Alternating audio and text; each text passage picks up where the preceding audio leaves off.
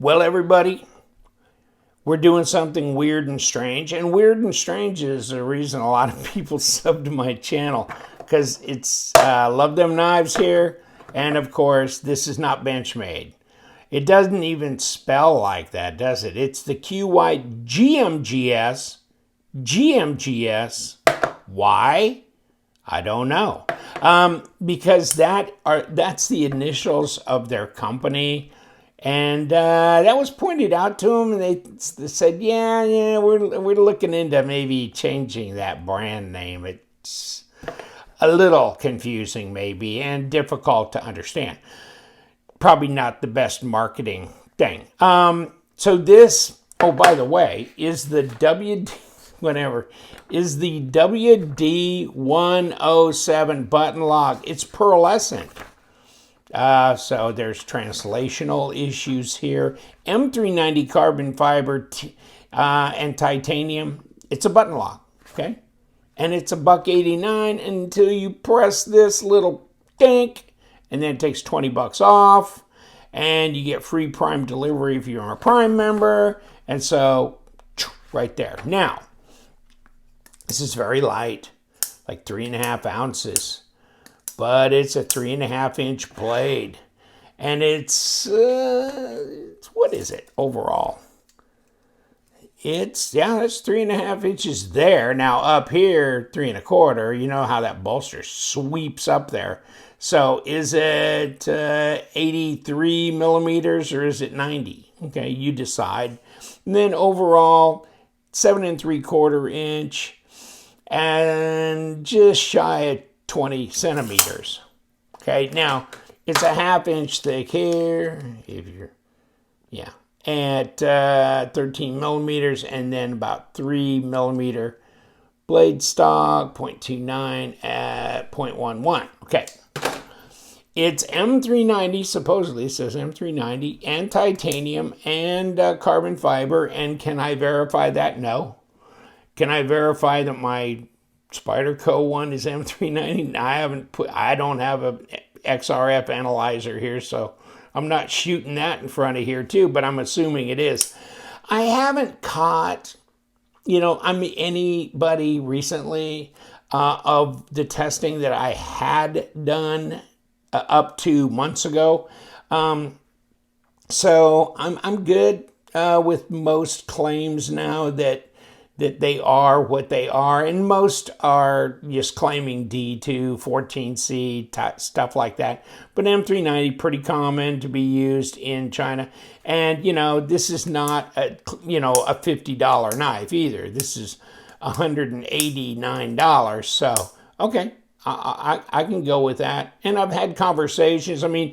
Just the tip, EDC, check out his YouTube channel. I'll put the link down below. His name is Nathan, and this was on his feed, and I saw it, and I said, that is way cool button lock. No billboarding, nothing going on there. You wouldn't know, but what this was like, maybe a tech, like not a full custom, but you know what I'm saying? And so I'm just thinking that if this had somebody's name attached to it that was well known, this thing would be $375 or whatever, So it's not a mid-tech, it's not a custom, it's just a regular production knife, but it's got really good action on the button lock. It's got ambidextrous thumb studs. Otherwise, it's right hand operational here, and it's got a titanium backspacer and pocket clip with a shred carbon fiber on here. And this is pretty seamless. You can feel just a little bit of unevenness right there. It's not perfect, but if you feel it like that, it feels like that. But it's pretty well fit together there, I would say. So the fit and finish looks good. It looks centered. I'm not getting any shake and bake or any problems there. The lockup seems to be solid. And there's the lockup. It's typical button lock. The plunger comes out, runs interference on the blade. Looks like you get a stop here, and closed stop is there. Okay. All right.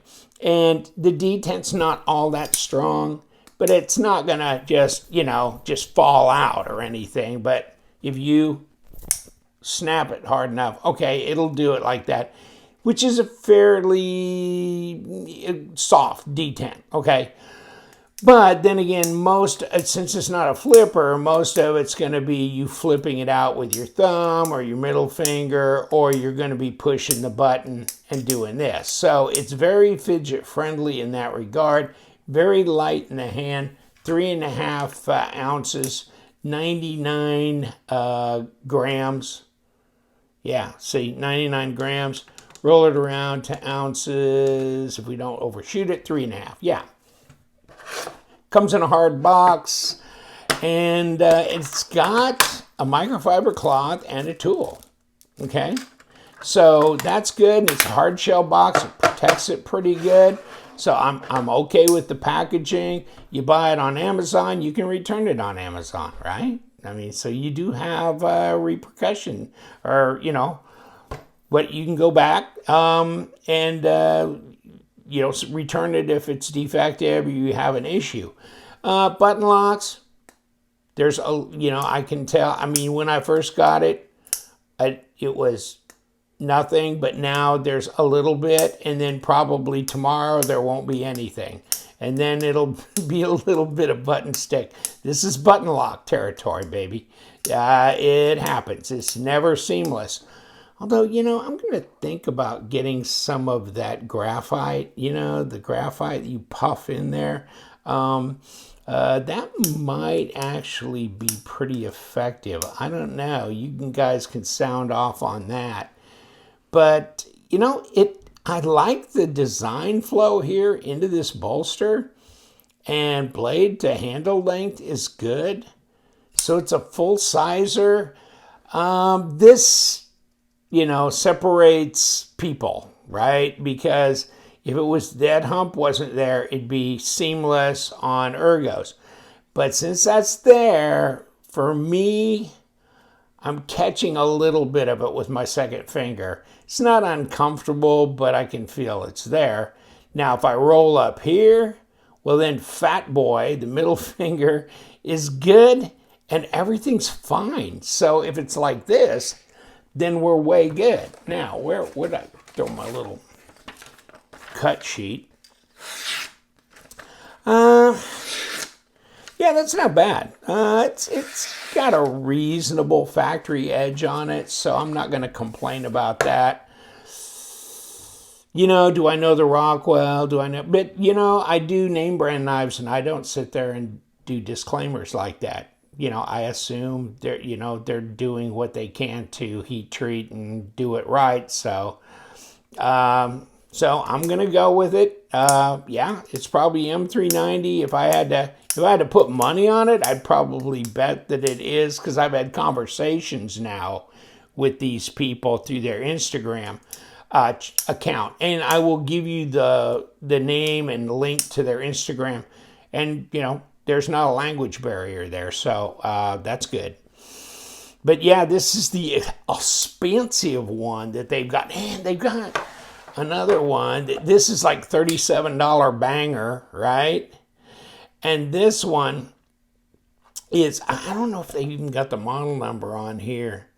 No, they don't. It's a GD4 something. I can't remember. But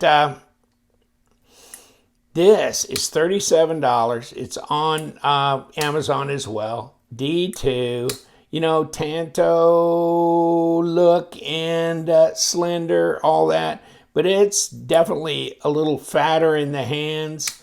But, it's got a nice little drop to it. No question about that. And then they've got one that I don't know of a model name on this.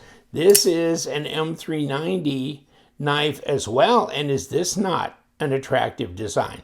But this one's like a 3 and a 7. Okay, so this is smaller. This is not a 3.5-inch blade. This is more like 3. Although down here, you can call it 3 1/4 into that choil. Overall 7. So a 3 and a 7. Okay, so pretty easy carry. and pretty light in the hand, but a titanium frame lock. And this one is pretty fidget friendly too, but it does feel light. Feels light. M390 as well. Really interesting, and it'll be kind of interesting to see what they're going to do going forward. I'll talk more about this one on a later date, but yeah, it says QYGMGS. Whew. Yeah, it's a mouthful. It's going to be fun to keep up with all that craziness. But this was the one I wanted to talk about on this video. I think it's way cool. I really do. So this is not going to be very complicated at all. There's only one way into this knife, and that's from the back here, as you can see. And then we have some number 6s on the body, which I don't know if... Let me do the pocket clip, and at least the hardware's coming off with no problems, so nothing to complain about there. Let me see. Okay, we got that. And is it really non-magnetic? It's non-magnetic, that's for sure. Let's pull this open and see. Yeah, I can feel under here. Here, nothing. There's no magnetism along here. They've got something in, well, there's the stops, but I wonder if they got anything else. We'll find out. And oops, not number 8, but number 6. Let's see what we got here.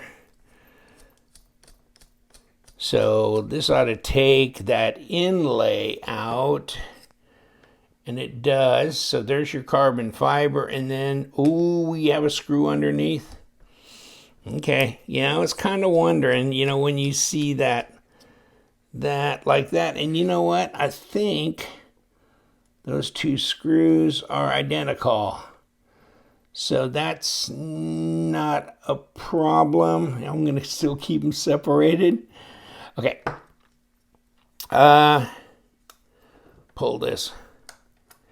Okay, now what do we got? Okay, so, you know, since, of course, they've got a scale on here, they've taken a lot of material off. They're not going to skeletonize or way relieve this area. And then do we have...